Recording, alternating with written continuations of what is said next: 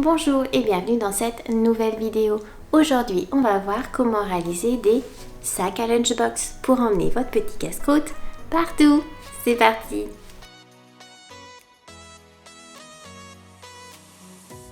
D'abord pour la partie extérieure, on va avoir besoin d'une bande de tissu avec sa petite ouate, de deux rectangles de dimensions identiques et de deux autres rectangles pour la poche. Après, pour la partie intérieure, donc on a besoin de la même chose, excepté la poche, donc la grande bande, les deux rectangles. Donc pour information, la grande bande, il est bien de prendre un tissu qui n'ait pas trop de sens, parce que en fait, vous allez avoir une partie qui va être dans le bon sens. Cette partie-là correspond au dessous du sac. Et cette partie-là correspond à une autre partie, à un autre côté. Sauf qu'il va être à l'envers. Endroit, fond, à l'envers. Donc prenez un tissu du type, bon moi j'ai des petits cœurs, des petites étoiles. C'est vrai que les petits cœurs ça a plus ou moins un sens, mais bon on va faire avec. Mais si vous pouvez avoir un tissu avec des petits pois, des petites étoiles, quelque chose qui n'a pas vraiment de sens, c'est tout bénef. On va avoir besoin aussi de deux petites bandes de tissu pour le système de fermeture et on finit par deux bandes de tissu avec la petite ouate pour les anses. En ce qui concerne le matériel, hop là, servi sur un plateau, vous avez vu. On va avoir besoin de la paire de ciseaux, de la pince à pression avec les pressions, deux fils bien entendu, le petit ruban que je mets partout, les épingles, les petites pinces et le mètre-ruban. On va commencer par préparer la poche. Donc on prend les deux petits rectangles choisis, on va les mettre endroit contre endroit. Donc on fait bien attention au sens du tissu. Donc moi, cette partie-là, ça va être la partie extérieure. Mes petits cœurs sont dans ce sens-là. Et ça sera ma partie intérieure, donc la partie qu'on ne verra pas. Et on va épingler la partie haute. Et on va réaliser une petite couture au point droit à ce niveau-là.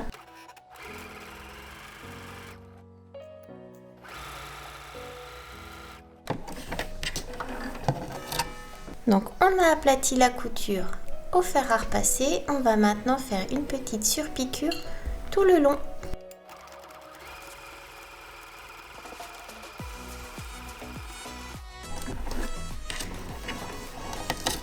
Donc la poche qu'on vient de réaliser, on va la poser sur l'un des petits rectangles de la partie extérieure.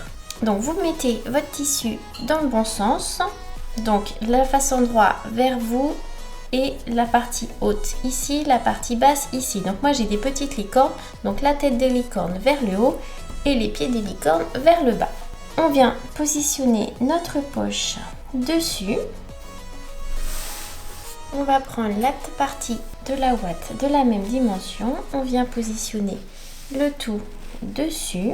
Et on va également prendre notre petit bout de ruban qu'on va venir positionner à l'endroit où vous voulez qu'il soit au final. Donc moi je vais pas le mettre là parce que ça fera rose sur rose. Donc du coup moi je vais le mettre au-dessus. Donc on épingle. Et avant d'épingler la poche, on va déjà s'assurer qu'elle est qu'elle est droite. Donc sachant qu'il y a les marges de couture, donc vos marges de couture sont pas forcément très... Moi je vois mon petit trait à travers d'ailleurs. Et là on va venir épingler le tour parce qu'on va faire une petite couture en zigzag autour. Comme ça va nous fixer notre petit ruban et notre poche à la ouate. Ça sera plus simple pour faire le montage après. Autant se simplifier la vie. Donc on fait ça, une petite couture au zigzag tout autour. Donc pas un zigzag serré, un zigzag assez étiré, mais par contre bien au bord pour être sûr qu'on ne voit pas le point de zigzag que le point zigzag sorte pas de la marge de couture. Voilà, donc vous obtenez quelque chose comme ça. Donc vous pouvez compartimenter votre poche en ajoutant une petite couture au point droit devant en fonction de ce que vous avez l'intention de mettre à l'intérieur. Donc vous pouvez faire le point zigzag sur toutes les parties extérieures, donc sur le deuxième rectangle identique ainsi que sur la grande bande. Donc n'hésitez pas, ça peut vous simplifier la couture. Moi, je vais pas le faire, mais je préfère faire un point zigzag une fois que le sac est monté. Mais voilà, n'hésitez pas à le faire à ce moment-là, si ça peut vous aider ou si vous avez l'habitude de le faire comme ça. Donc du coup, on va procéder au montage. Donc on va prendre cette grande bande de tissu. Donc là, j'ai le haut de mon tissu et là, j'ai le bas de mon tissu. Donc le haut et le bas. On va venir y accoler la partie qu'on vient de faire avec la poche. Il faut qu'elle soit dans ce sens-là. Donc toujours le haut là, le bas là. Donc vous allez la plaquer endroit contre endroit sur votre grande bande. Après à ça, on va venir l'épingler sur notre grande partie à ce niveau-là. Et après, on va faire une couture au point droit. Donc respectez bien ce sens-là pour pas avoir votre poche à l'envers. Ça serait dommage quand même. Donc on fait bien attention de prendre toutes les couches. Donc c'est-à-dire la ouate, le premier coton donc, qui est accroché avec le point zigzag chez moi, votre coton de la grande bande et la ouate de la grande bande. Donc on passe à la couture pour le point droit. Donc on remet bien sa machine en point droit parce qu'elle est en point zigzag normalement, la mienne et la vôtre aussi.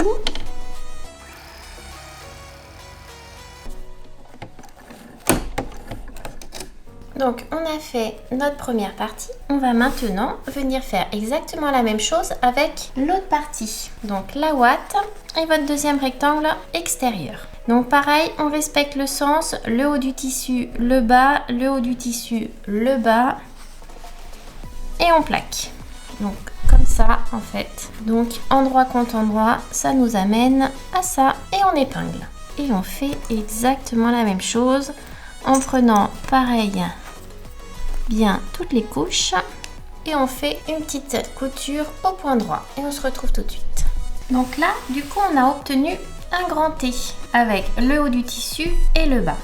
Donc c'est là que ça paraît un peu compliqué. En soi c'est relativement simple. On va prendre notre bord tout au fond et on va venir l'accrocher ici. Donc notre bord, on va venir le mettre comme ça. Donc on va l'accrocher avec des petites pinces, mais par contre c'est pas là qu'on va faire la couture. On va venir coudre en réalité cette partie là. Donc tirez bien votre tissu pour qu'elle vienne avec la ouate, pour que tout le monde vienne. Et c'est là qu'on va épingler pour faire la couture au point droit. Donc on va le retourner. Hop. On va remettre des petites pinces. Donc on va faire une couture au point droit. Donc juste là uniquement. On ne coupe pas le haut de la poche. Hein, vraiment que la partie du côté. Donc au point droit.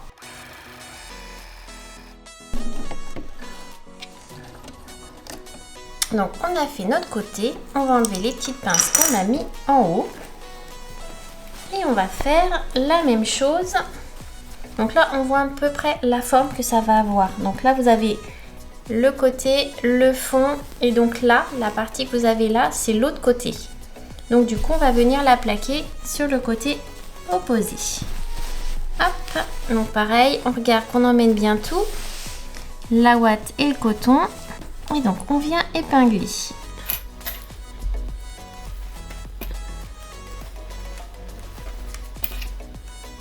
Donc pareil, une petite couture au point droit. À tout de suite. Donc là, normalement, si tout s'est bien passé, vous avez déjà la forme de votre sac. Donc il nous reste à coudre la partie du fond. Donc là c'est plus facile parce qu'on y voit plus clair. Voilà, vous avez votre sac qui est comme ça, le fond.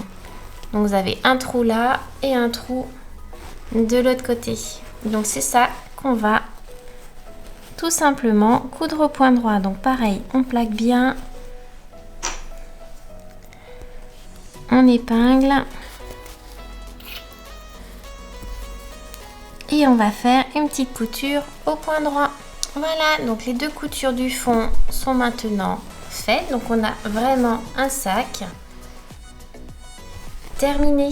Donc on va le retourner juste pour voir si nos coutures sont bonnes. Donc si comme moi, vos coins sont plutôt sympas et qu'il n'y a pas de trou, moi, puisque j'ai pas fait le tour de mes tissus avant au point zigzag, je vais découper le surplus de tissu sur toutes mes coutures et faire un joli petit point zigzag partout. Donc je découpe le surplus et je zigzague. Voilà, donc j'ai fait le point zigzag sur toutes mes coutures. On va faire maintenant exactement la même chose avec le tissu intérieur. Voilà, je vais vous faire une petite révision du coup en accéléré. Donc on prend notre bande de tissu, le haut ici, le bas plus bas. On va prendre nos deux rectangles avec le haut ici, le bas là, qu'on va venir plaquer endroit contre endroit et on va faire une première couture ici. Voilà. Après, une fois que cette couture est faite là, on va s'occuper de la deuxième partie. Donc le haut du tissu, le bas. Donc pareil pour votre deuxième partie de votre thé. Donc le haut, le bas. On plaque endroit contre endroit et on fait une couture au point droit. Voilà pour la première partie de la petite révision. Je couds et je vous retrouve après. Donc voilà, comme tout à l'heure, on se retrouve avec un T. Donc ce T là, on va venir prendre la partie basse qu'on va venir plaquer contre cette partie là. Hop. Donc moi j'aime bien épingler le haut avec mes petites pinces afin que mon tissu soit bien placé. Mais là, on ne réalise pas de couture, souvenez-vous. Donc je plaque ce côté-là sur ce côté-là. Et là, par contre, on épingle et on fait la couture. Et on viendra plaquer après ce côté opposé à celui-là qu'on vient de faire sur la partie qui nous reste de disponible. C'est-à-dire celle-là. Une fois que ça sera fait, on attaquera les bords, le fond plutôt. Voilà, n'hésitez pas à faire marche arrière sur la vidéo s'il y a des étapes que vous n'avez pas bien compris.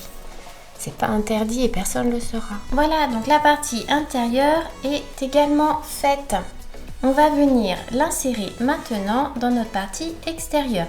Donc la partie extérieure, on la met à l'envers, mais la partie intérieure, on la laisse à l'endroit. Et on vient plaquer tout ça correctement. Donc on plaque bien la partie intérieure dans la partie extérieure. On met bien les coins dans les coins. Et après, on met tout ça de côté. On va maintenant s'attaquer au système de fermeture. Donc on prend nos deux petits rectangles de tissu qu'on va plier en deux. Et qu'on va ensuite épingler sur deux des côtés en laissant bien une ouverture pour pouvoir retourner. Donc on épingle.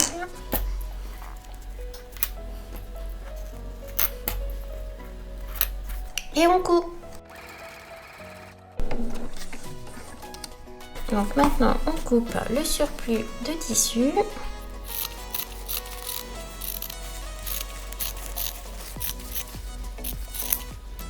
Et on retourne. C'est la partie que j'aime le moins, ça. Bon, je me bats avec mes petites bornes et on se retrouve après. Voilà, mes petites pattes sont maintenant retournées et repassées. On va passer maintenant aux anses. Donc pour ça, on prend les deux rectangles avec la ouate de même dimension. Et là, on va avoir besoin du fer à repasser parce qu'on va les plier comme si on voulait faire du biais. On va en faire une pour vous montrer. On va plier notre petit biais, notre futur biais en deux. Donc pareil, on aplatit.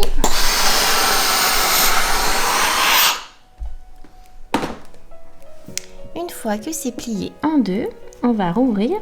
Donc la ouate est un petit peu collée du coup. Hop. Et on va utiliser le pli du fer à repasser comme repère. On plie notre tissu à nouveau jusqu'au trait et on fait pareil avec le côté opposé.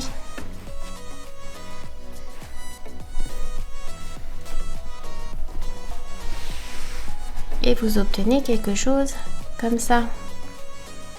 Donc on retourne et on va écraser un petit peu tout ça. Donc ça commence à se barrer à ce moment-là, bien sûr.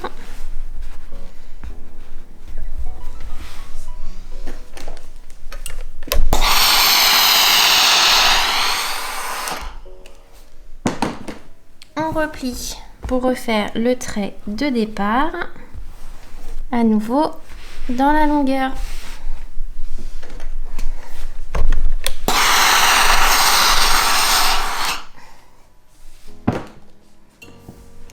On va réaliser une petite couture au point droit à ce niveau-là afin de maintenir le tout.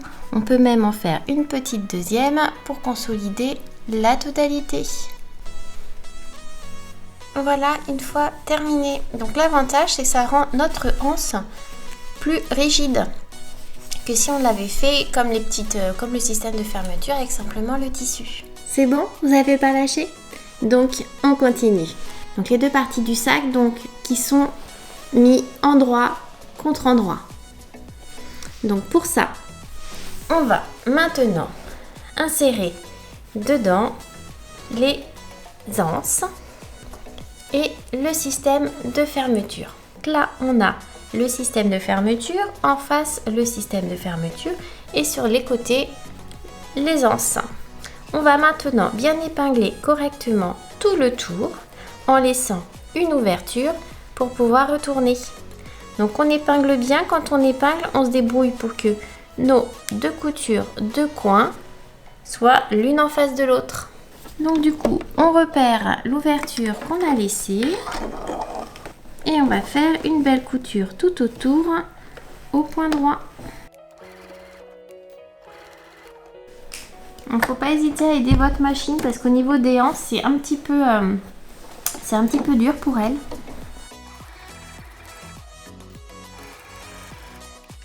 Donc la couture est faite, on va maintenant couper tout le surplus de tissu sauf au niveau de l'ouverture.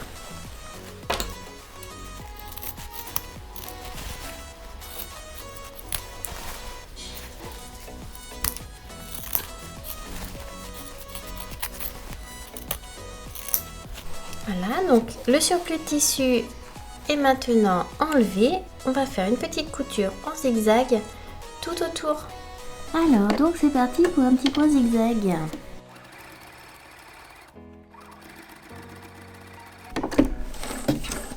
Hop là. Donc maintenant, un moment bien sympa, le retournement. Donc mon ouverture est pas très grande, donc je vais un peu galérer. Mais bon. Tout est faisable.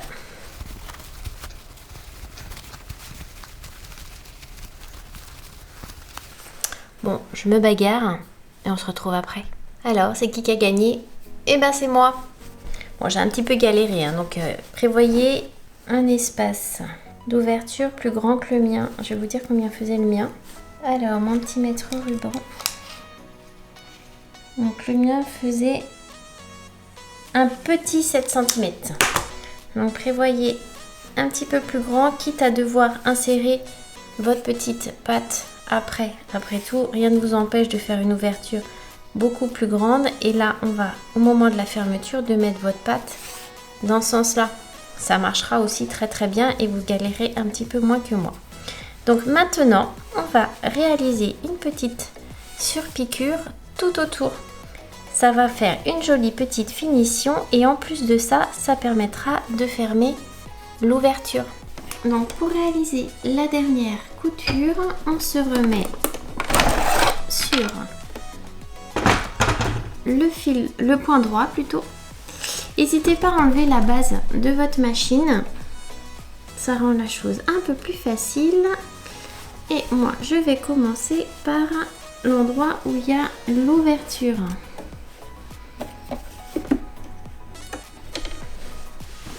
Et une belle petite couture au point droit.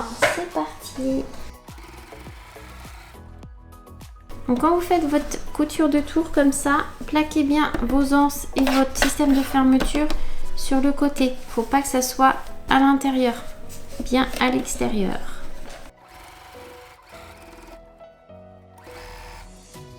Votre sac est bientôt terminé.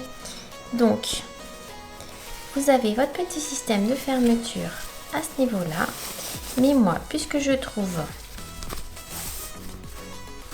que c'est encore un petit peu béant, je mets un petit système de pression en fait dans les quatre coins. Et comme vous voyez, c'est pas quelque chose d'indispensable. Si vous n'avez pas de pression à la maison, ça peut très bien fonctionner sans. Mais moi je trouve que ça apporte en plus une petite touche déco supplémentaire. Donc je vais installer des pressions dans tous les coins. Donc une là, une là, une là et une là, afin de plaquer le tissu à ce niveau-là. Ça permettra d'avoir une ouverture un peu plus serrée. Donc à l'endroit où se trouvent les anses, je vais placer les pressions femelles.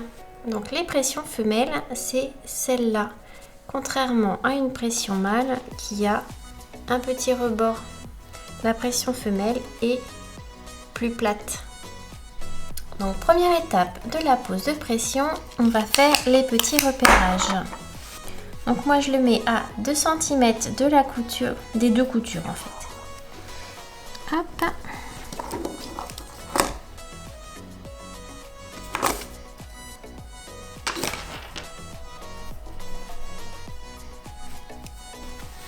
Donc on a dit qu'on utilisait d'abord le côté où il y a les anses. Donc du coup je reste dans cette idée là.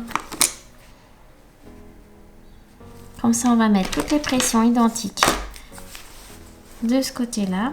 Et après on mettra les pressions mâles de l'autre côté. Donc là les petits repères sont faits. On va maintenant perforer. Alors ma pince elle a un petit problème, c'est qu'elle a les embouts qui se barrent. Donc c'est pas des pressions qui vont être ouvertes forcément à chaque fois. Donc j'ai pas prévu de renforcer le tissu avec des thermocollants. Mais sinon n'hésitez pas à le faire si vous pensez le décrocher à chaque fois parce que ça rend quand même la pression plus solide. Ça évite qu'elle quitte son logement dans le temps. Voilà. Donc il y a un tuto sur le site internet de pose de pression. Donc n'hésitez pas à aller regarder tout ça. Donc bien sûr, on met la partie plate à l'extérieur du sac. Donc la partie plate, c'est la petite punaise. Hop. Et on met la partie femelle à l'intérieur. Tac.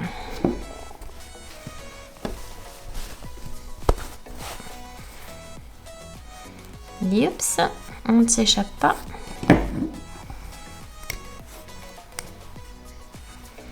Après, on appuie bien fort. Et il faut que la partie pointue de la punaise soit aplatie. Sinon, vous ne pourrez pas refermer votre pression tout simplement et ça ne tiendra pas. Donc, on fait ça sur les quatre coins. Donc les pressions femelles sont maintenant posées, on va les poser en face. Les pressions mâles donc exactement de la même manière. Donc quand je dis en face, c'est le côté qui a le petit système de fermeture. Donc j'ai posé les petites pressions mâles en face des petites pressions femelles. On va maintenant fermer tout ça.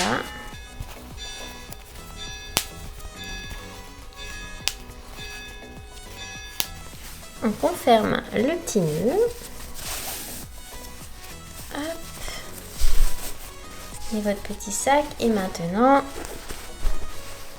terminé. Voilà, ce tuto est maintenant terminé. J'espère qu'il vous a plu.